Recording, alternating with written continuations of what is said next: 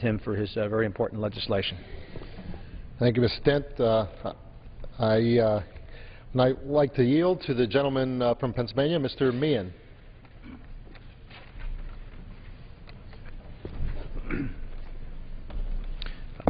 I thank the gentleman, and I want to join the gentleman and my colleagues, not just from Pennsylvania, but from across the nation, as we challenge this problem that has emerged. And once again, it's symbolic of a number of things. When we heard the mantra, just pass it and we'll find out what's in it. Well, we have found out what's in it more and more frequently. And once again, we're beginning to see the implications of a law that was not understood when it was passed and is now becoming worse when it's being implicated. And as my colleagues have stated, it began and starts here in this particular circumstance with the IRS and the determination that volunteers are going to be considered to be employees of municipalities, in places like mine where the impact of this is very severe, because if this kind of a thing happens in the first place, think of the concept of a volunteer. These are the guys that are getting up at 2:30, 3 o'clock in the morning in those cold evenings like this and answering the call and going out and putting out the fires in homes and neighborhoods like ours.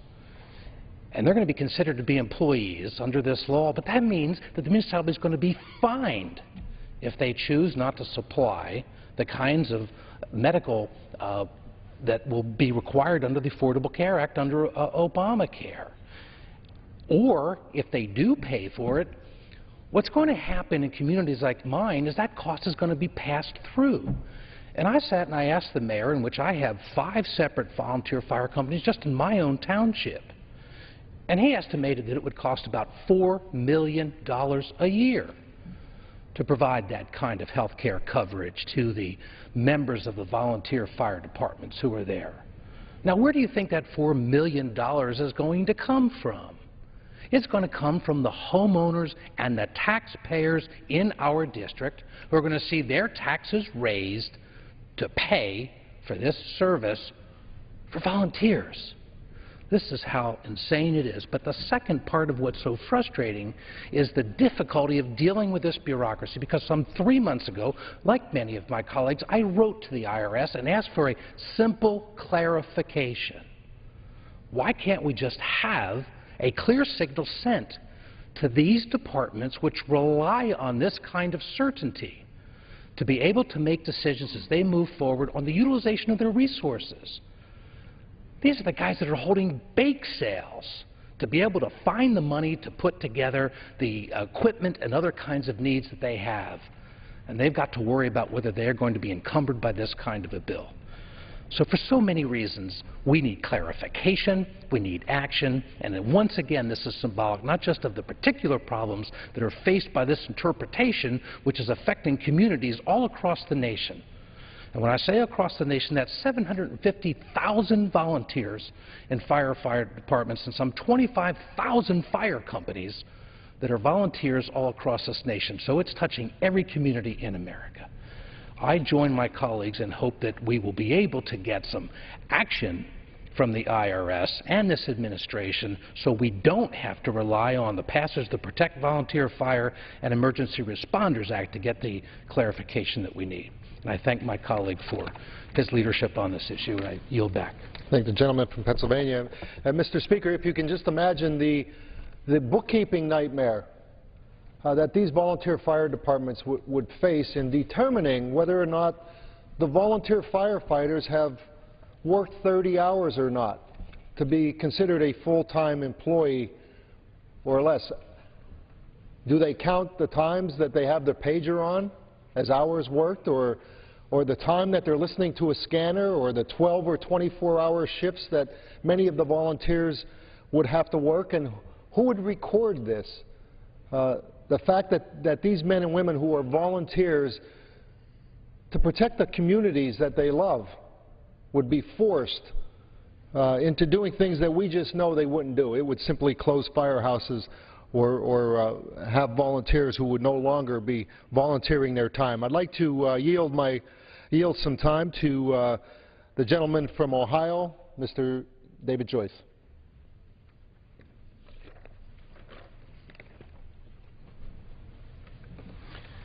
I'd like to thank the gentleman for yielding and thank Mr. Barletta for organizing this special order on this important legislation. We're here today because it's critical that we protect our local volunteer firefighters from the Affordable Care Act's employer mandate. As we all know, the IRS has a history of treating volunteers as employees for tax purposes, and if the employer mandate is incorrectly implemented, volunteer fire departments may be forced to comply with these requirements, and that could force them to close or curtail their emergency response services. In the 7 counties I represent in northeastern Ohio, there are over 220 fire departments. Many of them are on all-volunteer force. As Chief Scott Hildebrand related to me, some of these departments will be forced to double in size due to the mandate. And each one of these extra volunteers will need additional turnout gear at a cost of $2,500 to $3,000 per each individual. Before coming to Congress, I was a Geauga County prosecutor for 25 years. During that time, I founded an organization called the Geauga Bluecoats. The Bluecoats is a charitable organization that provides relief and services to the family members of police, fire, and emergency service responders who have become disabled or lost their lives in the line of duty. These men and women are our friends. They're our neighbors. And they have gone above and beyond the call of duty. We owe it to local communities to continue to allow these brave men and women to carry out their duties. This legislation will ensure that those brave men and women are protected from the employer mandate and can continue to serve. I thank Mr. Barletta for his leadership on this and can urge my colleagues to support this legislation. I yield back. Thank the gentleman from Ohio. I'd like to yield to the gentlewoman from Kansas, Ms. Lynn Jenkins. I thank the gentleman for yielding, and I thank him for his leadership on this critical issue, and note that I am a proud co-sponsor of this legislation. I grew up on a family farm in Holton, Kansas. However, as anyone from a tight-knit community knows, folks see it as a civic duty to pitch in where help is needed. And this means that many folks choose to be volunteer firefighters. These volunteers give freely of their time and well-being to help ensure that when disaster occurs, folks in the community are safe. I know this well because my daddy served as the Kansas State Fire Marshal for many years. I've spent significant time on the House floor talking about the unintended consequences of passing the President's health care law, which allows the government to take control of the health care industry. Well, this is another one of those unintended consequences. The President's health care law will penalize volunteer firefighters and EMTs by counting them as full-time employees and possibly subjecting their departments to the employer mandate tax. Penalizing volunteer fire departments should not be the intent of the President's health care law, and the effects could be disastrous. In Kansas alone, there are 550 volunteer fire departments that are staffed by 13,000 volunteer firefighters. It would be a terrible mistake to jeopardize the status of these departments in the communities they serve by penalizing them under the Affordable Care Act. Given the common sense nature of this legislation and the bipartisan support of it, I remain committed to ensuring that this gets fixed. I yield back. Thank you. Thank the gentlewoman from Kansas. Yield to the gentleman from Kentucky, Mr. Barr. I thank the gentleman from Pennsylvania for his leadership on this important issue. And unfortunately, Mr. Speaker, the more we learn about Obamacare, the more disappointing it becomes. The American people continue to be disappointed that President Obama's health care law is not only wreaking havoc on their families, it's not only wreaking havoc on small businesses in our economy, but now it could be endangering our communities that rely on emergency response services provided by volunteer firefighters and EMTs. And this is impacting volunteer firefighters in my home state of Kentucky. Just this morning, despite a wind chill of -5 degrees, firefighters in Anderson County, Kentucky rushed to the aid of fellow citizens to battle a barn fire threatening to spread to a nearby home. As their equipment and even the water froze in the extreme temperatures, these brave firefighters courageously took shifts to protect their community. It is not unusual for these heroic men and women to routinely perform acts of bravery. It is also not unusual for them to hold pancake breakfasts or chili dinners simply to raise enough money to pay their electricity bill. These volunteer companies are now being asked to provide coverage under Obamacare's costly employer mandate, which Anderson County Fire Chief Mike Barnes warned could force them to lay off heroic, life-saving personnel and leave communities like Lawrenceburg, Kentucky, and Anderson County without adequate fire protection. So while fire departments work tirelessly to provide essential safety services, we must do everything we can to ensure that our emergency services volunteers are not forced to be counted as full-time employees under Obamacare.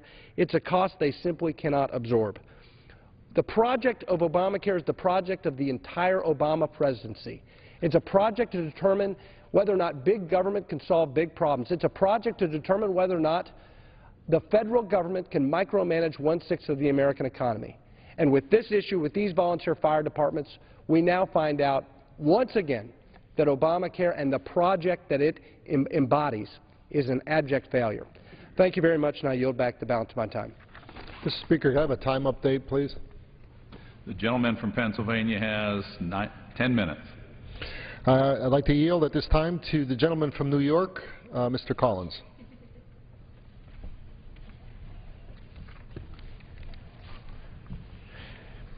Thank you. I'd like to thank my friend from Pennsylvania for taking up this important and timely issue. Mr. Speaker, Obamacare has proven to be the devastating law that many of us predicted. The recent debacle on the online exchange rollout, the negative impact the law has had on our economy, they seem to be only the beginning of the problems we face. Every few weeks we hear more unintended consequences of the law, which are hurting the very people the President and the Democrats in Congress promised to protect. Mr. Speaker, the IRS considers volunteer emergency responders, including firefighters, employees for tax purposes. Under this employee designation, large volunteer fire departments will be subject to Obamacare, the employer mandate.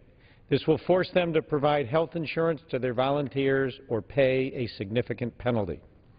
These unnecessary costs will cripple the strong volunteer fire community that protects Western New York and the rest of the country. In November of last year, I wrote a letter to the acting commissioner of the IRS seeking a specific exemption for volunteer responders, but my office has yet to receive a reply. Since the administration has not corrected this disservice to America's volunteer EMTs and firefighters, we must act legislatively. I urge the House to take up H.R. 3685 and address this issue as soon as possible. We must protect our volunteer emergency service responders so they can continue to protect us. I yield back. Thank the gentleman from New York. I yield to the gentleman from Ohio, Mr. Stivers.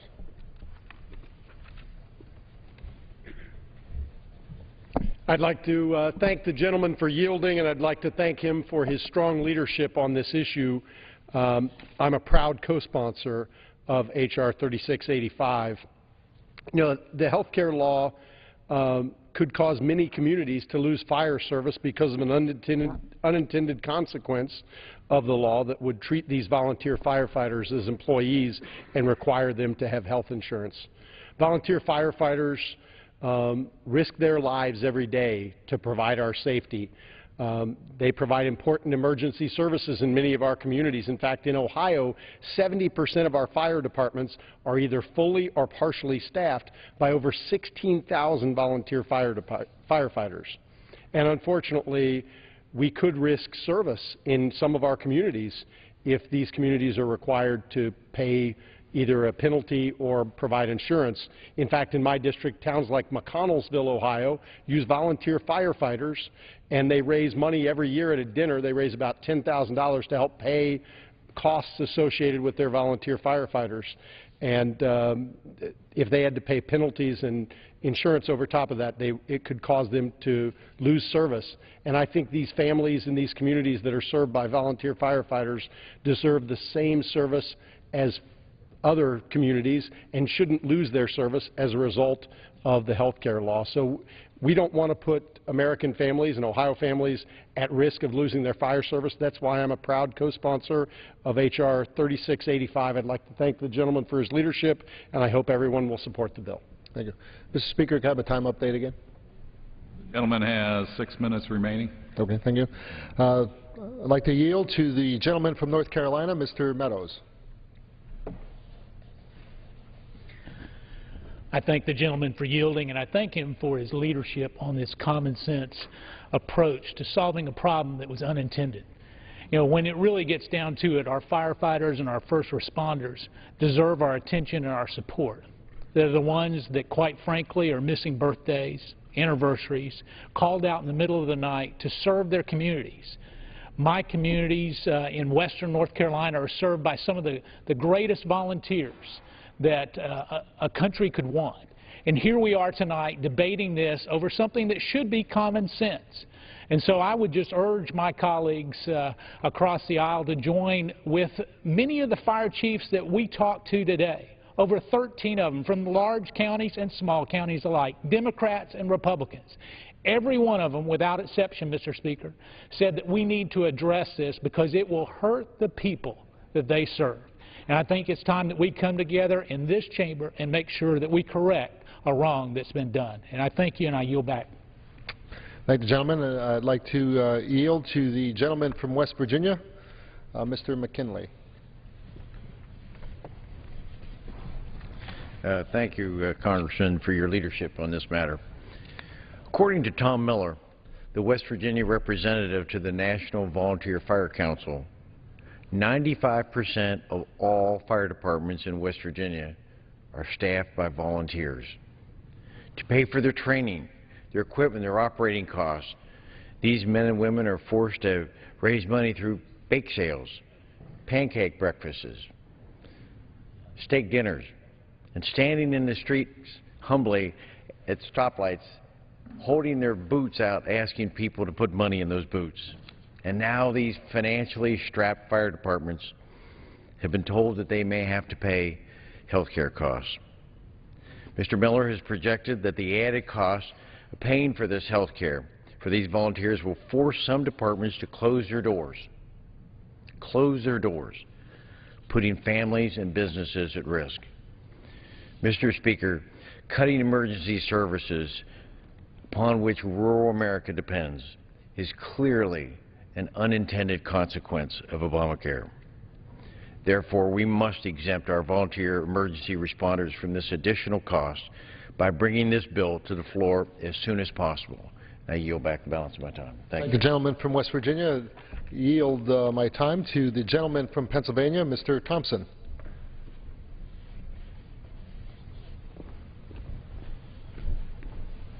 Well, I thank the gentleman, Mr. Barletta, for yielding and for sponsoring this as a 30-year-plus state-certified volunteer firefighter, EMT, and rescue technician.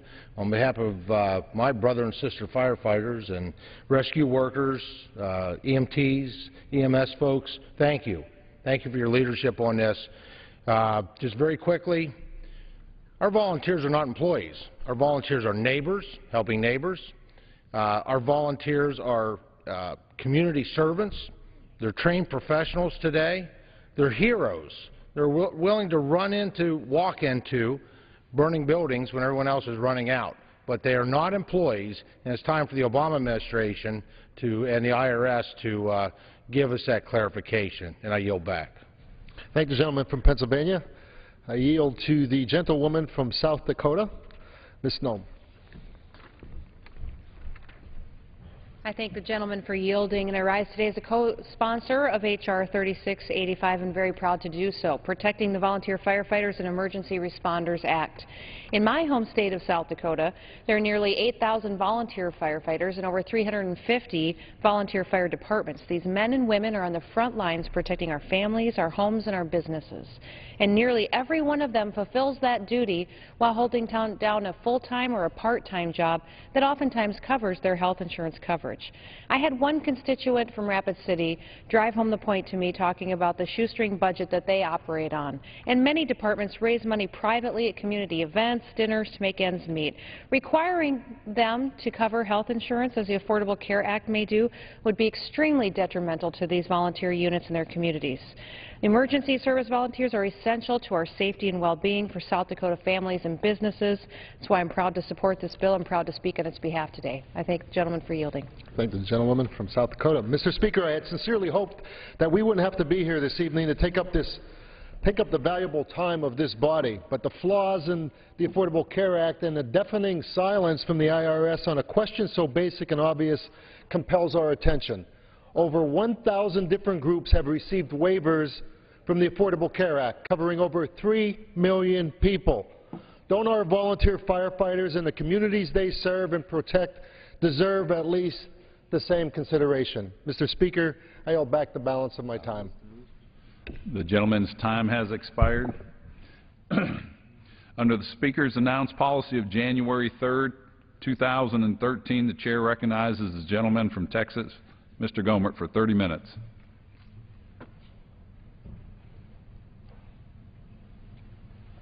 Thank you, Mr. Speaker.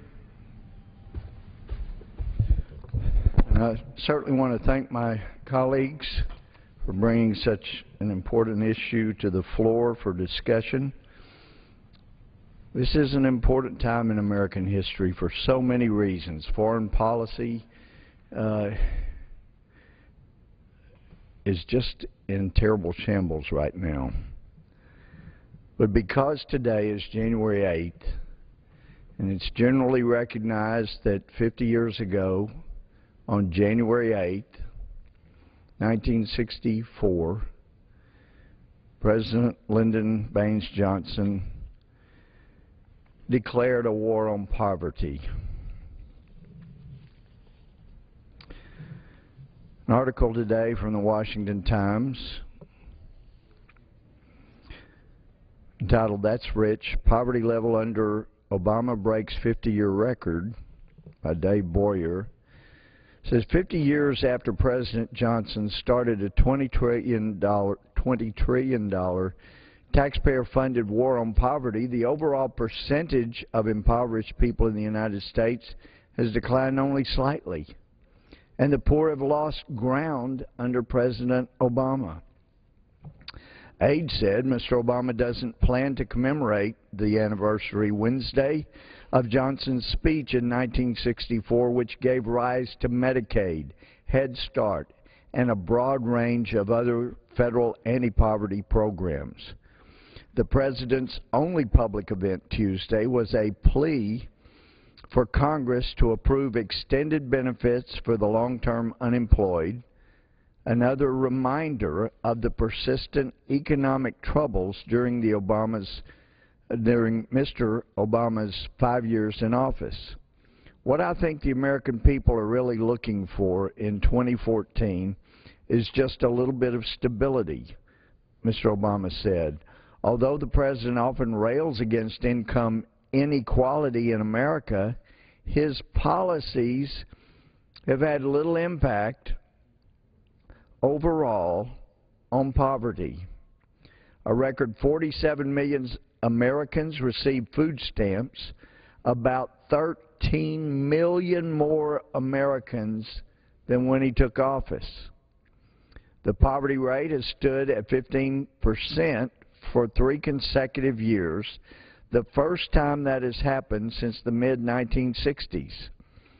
The poverty rate in 1965 was 17.3%. It was 12.5% in 2007 before the recession. The Great Recession was called.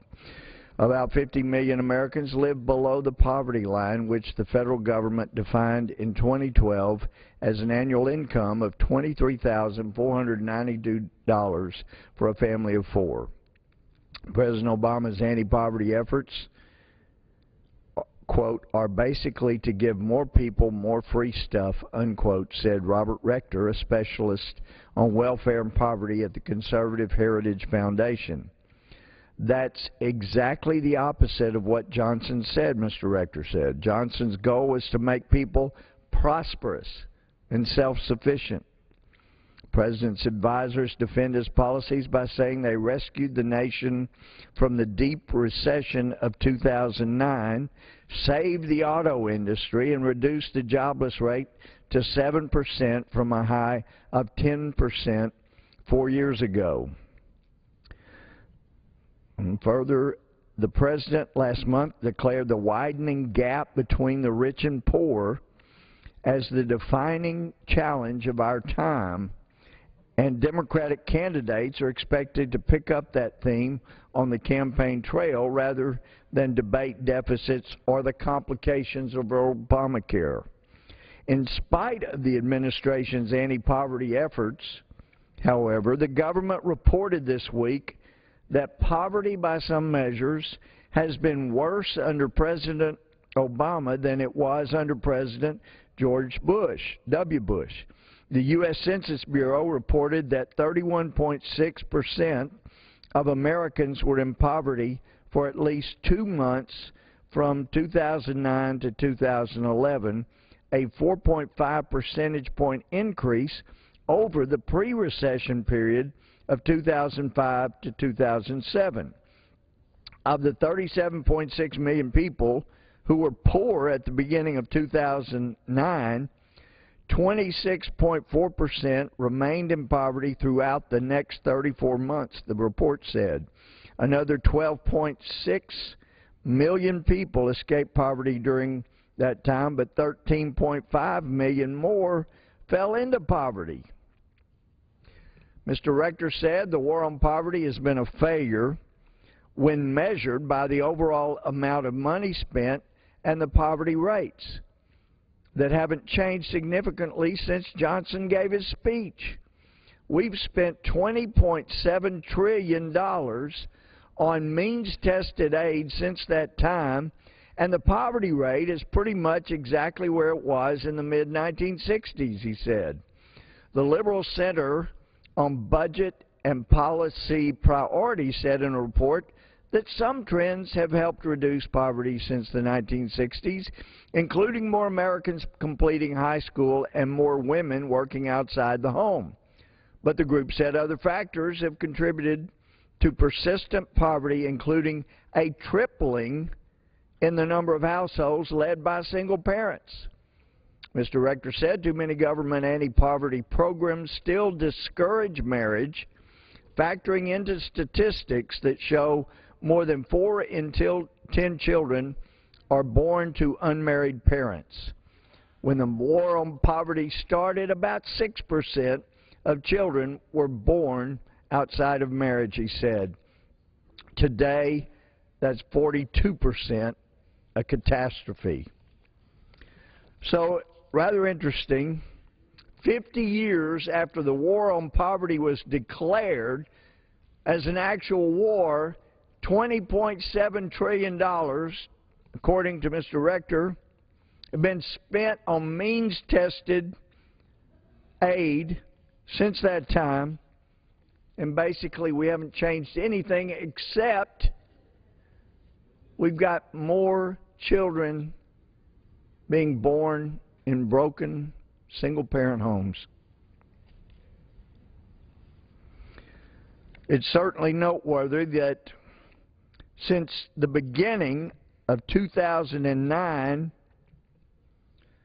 we've had 12.6 million people escape poverty, but 13.5 million fall into poverty. That means we've had just under 1 million people worse off falling into poverty than were there when this president started with all the giveaway programs.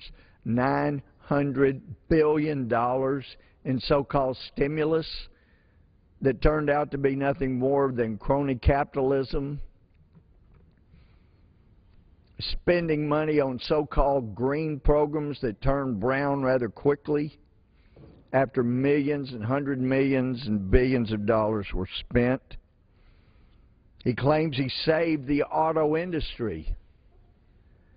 Well, actually, there was a proposal by many economists, led by a FDIC chair, former chair named Isaacs, who made a proposal in late 2008, an alternative to TARP, and it could have been used to do a more effective job of getting the auto industry on its feet.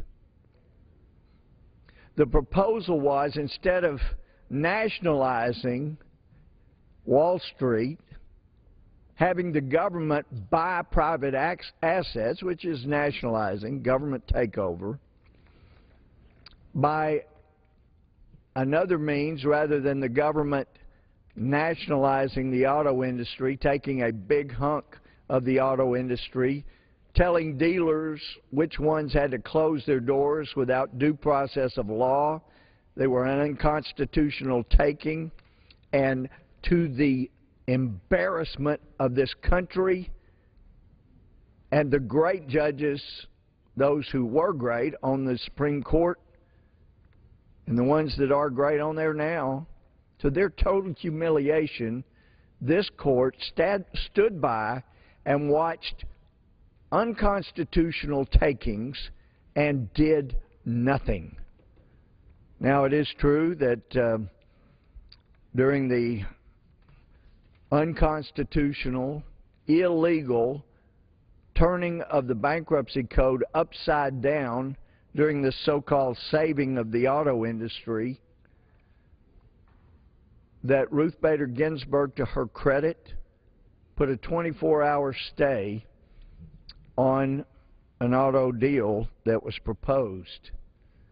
But the stay lapsed and the court did nothing, which should have been to their incredible embarrassment. They knew that bankruptcy laws had been completely eviscerated, completely ignored, turned upside down.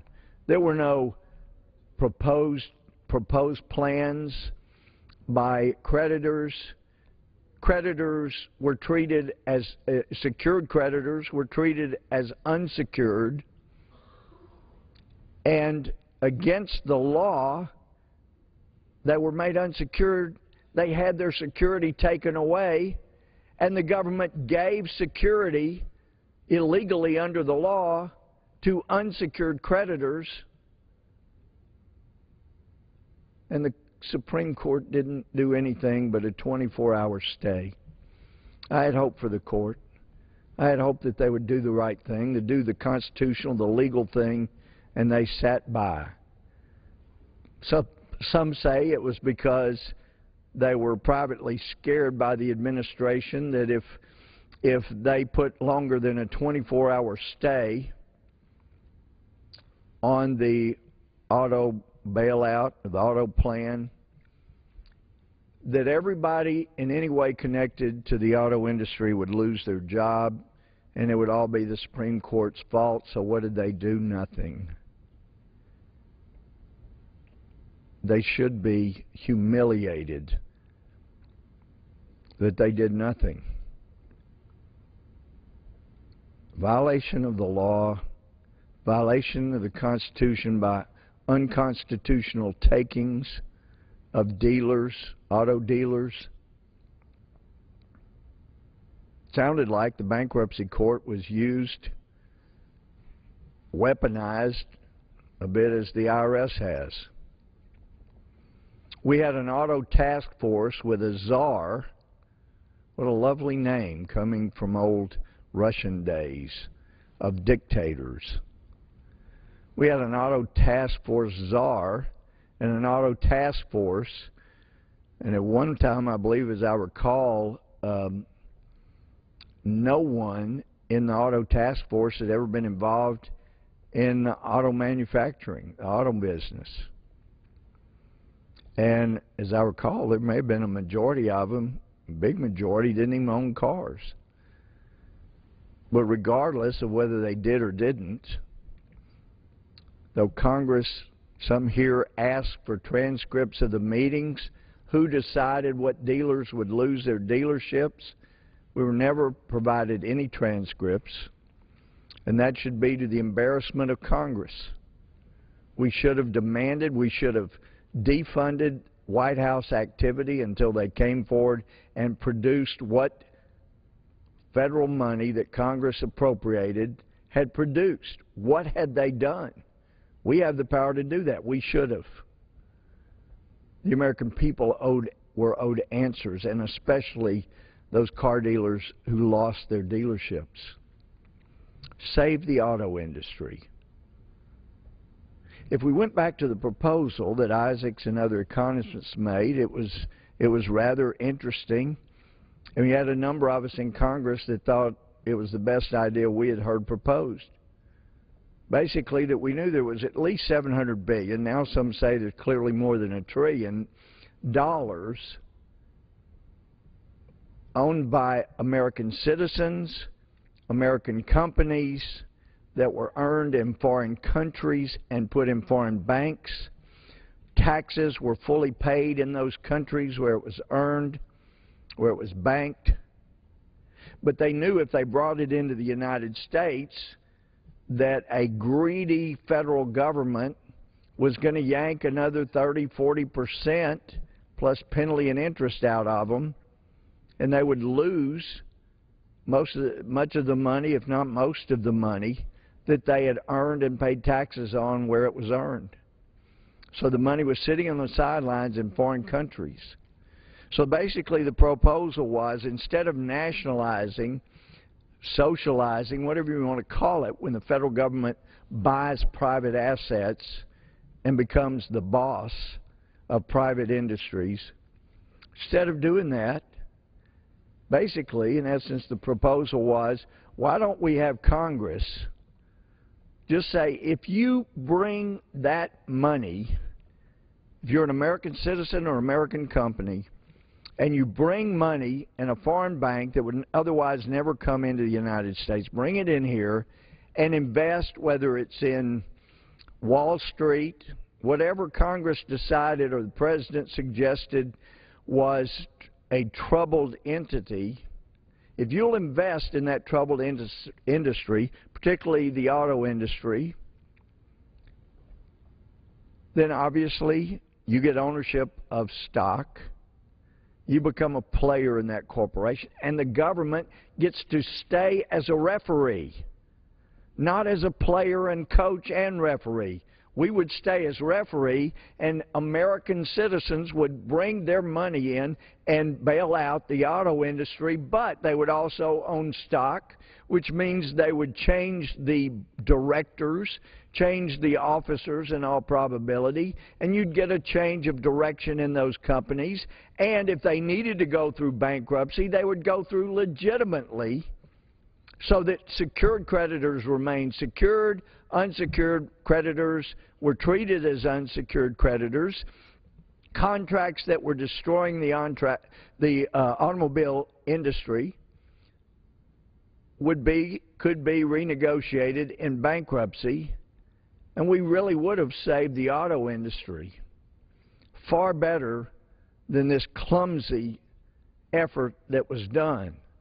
Now, I had a Fiat during the 4 years I was in the Army, but why couldn't we have an American manufacturer owned by Americans?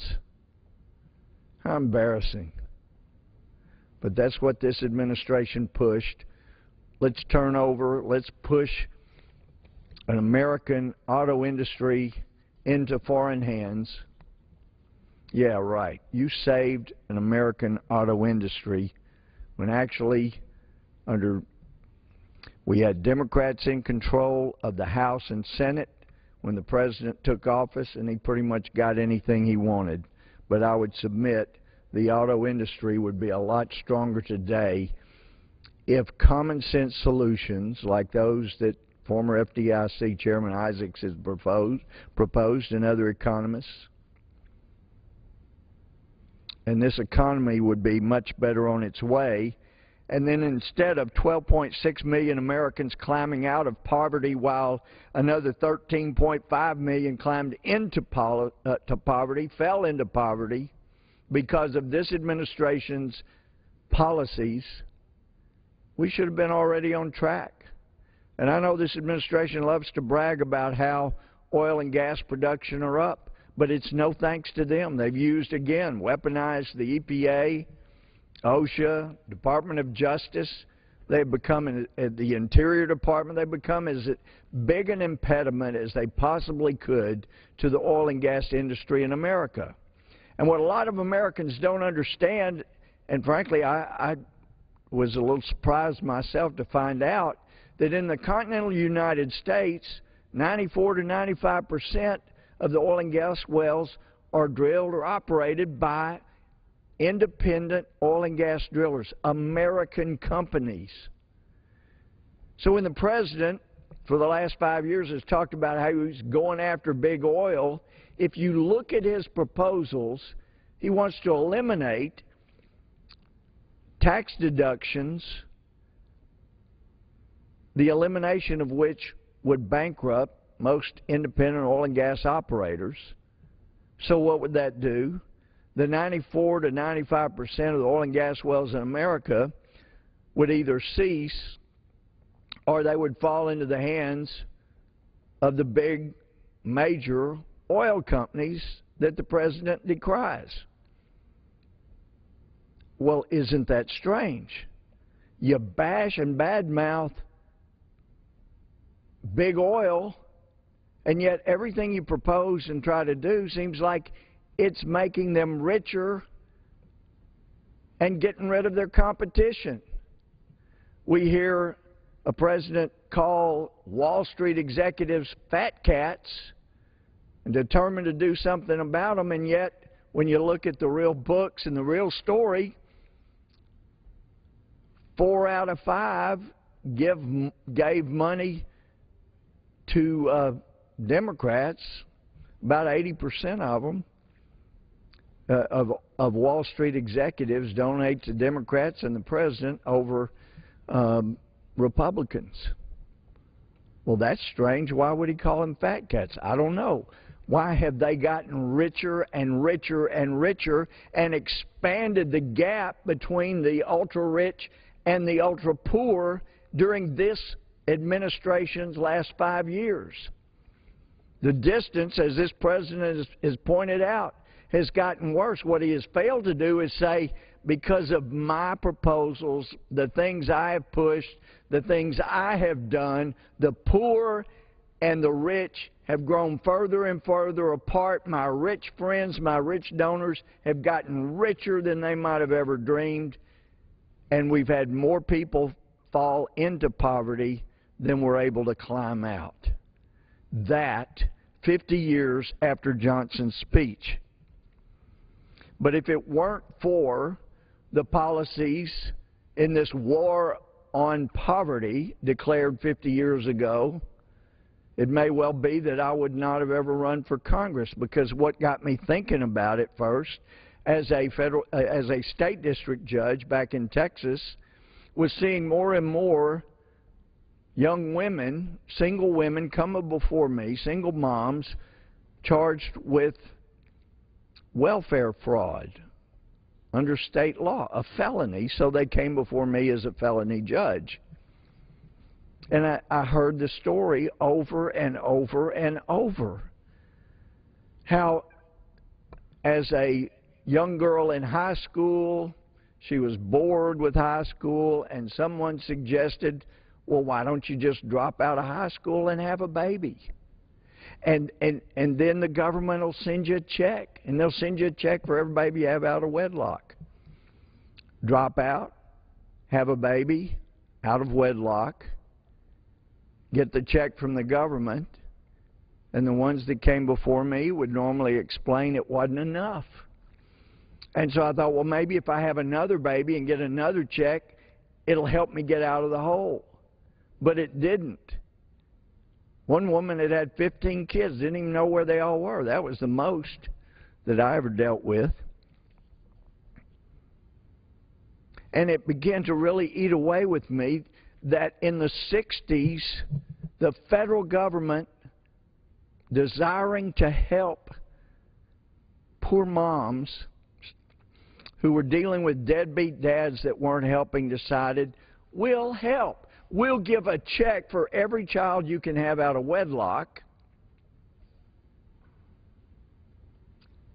When the statistics made clear then and make clear now and every point in between that a young man or a young woman have a better chance of a financially successful life if they finish high school. Normally, kids have a better chance of financial success if they finished college. That was until more recent days, and I'm not sure what the statistics on that are now. But we know that clearly people are better off if they learn to read, they finish high school, have a high school diploma, or at least a GED. That's why with most of the women, I didn't send any of those women to prison, put them on probation. I normally give them a tremendous amount of, I think it was about 800 hours you could give as community service, and then give 750 hours credit if they got a GED or got a high school diploma, because I knew that was better for society if they finished high school. And if it was better for them, it would be better for society, and they could be more successful. And after Republicans took over the Congress in 1994's election, sworn in 1995, and one of the things they did was welfare reform. And they started requiring people to work who were on welfare. And when I was a freshman and went to Harvard, we were given a presentation, and I was shocked it was at Harvard, but it showed that single moms' income since the war on poverty began, when adjusted for inflation from the mid-60s until 1995, was flatlined. That incredibly expensive war on poverty didn't help single moms one iota in the long run. Oh, sure, it helped them buy groceries and things at the time, but look at what happened. They were lured into ruts from which many of them could not extricate themselves successfully. But after there was a requirement for work that was put in by after the contract with America, it was a contract for America, the graph showed that over the last nearly 10 years, income for single moms had taken a sharp rise upward over that entire period. And what happened when President Obama came in? He wanted to waive, and did waive, the work requirement. Could he do that? No, not legally. Did he do that? Yes, he did. Could he rewrite immigration law and say, we'll legalize these folks meeting these requirements? No, not legally. Did he do it? Yes, he did. And what did Congress do about it? A bunch of us complained, but the Senate was going to protect the president no matter what he did, is the way it appeared and the way it continues to appear. So when the president brags about saving the auto industry would be a whole lot better off today if the bankruptcy had been done in accordance with bankruptcy law and the Constitution, and dealers had not had dealerships jerked away from them. For heaven's sake, it's not like the dealerships were costing the manufacturers anything. Dealers have to pay for their own expenses, yet he cost them royally. And now we know, because so many people have gotten desperate and just given up hope of getting employment, we actually have more people not working now than ever. So we have those who are listed as unemployed and those that just have given up hope, and they're not even counted in the unemployed anymore.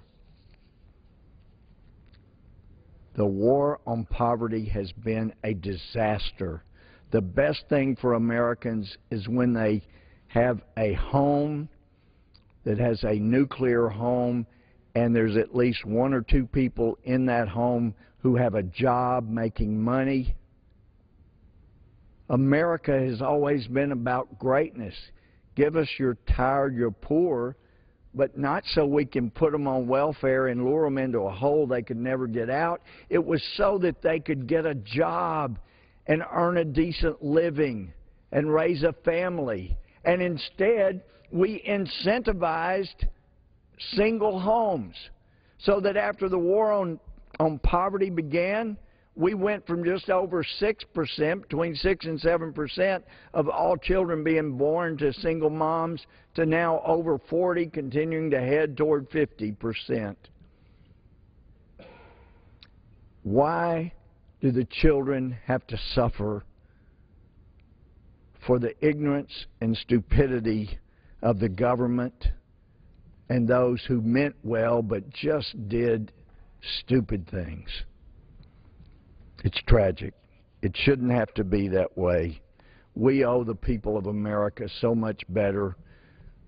Homes, nuclear homes, are a building block of this country that made it successful.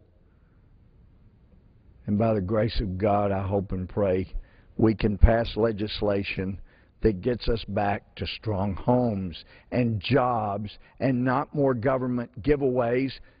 And I keep wondering, Mr. Speaker, wouldn't it have been better in the 60s to say, you know what, we realize you're dealing with a deadbeat dad. We know you'd be better off with a high school education. So instead of giving you a check for every child you can have out of wedlock, how about if we give you some daycare for that child so you finish high school and get your own job? The gentleman's time has expired. That would have made more difference for more Americans, and with that, I yield back.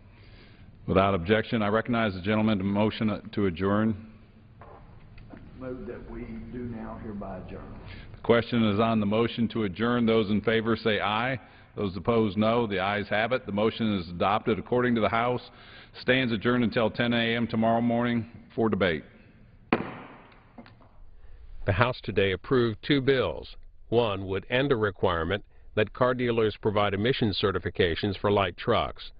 The other would continue the operations of poison control centers across the country. Later in the week, we're expecting the House to take up legislation dealing with security on the healthcare.gov website and a bill dealing with state management of Superfund environmental cleanup sites. The House is back tomorrow at 10 a.m. Eastern for morning hour speeches, legislative business at noon. Live coverage as always here on C-SPAN.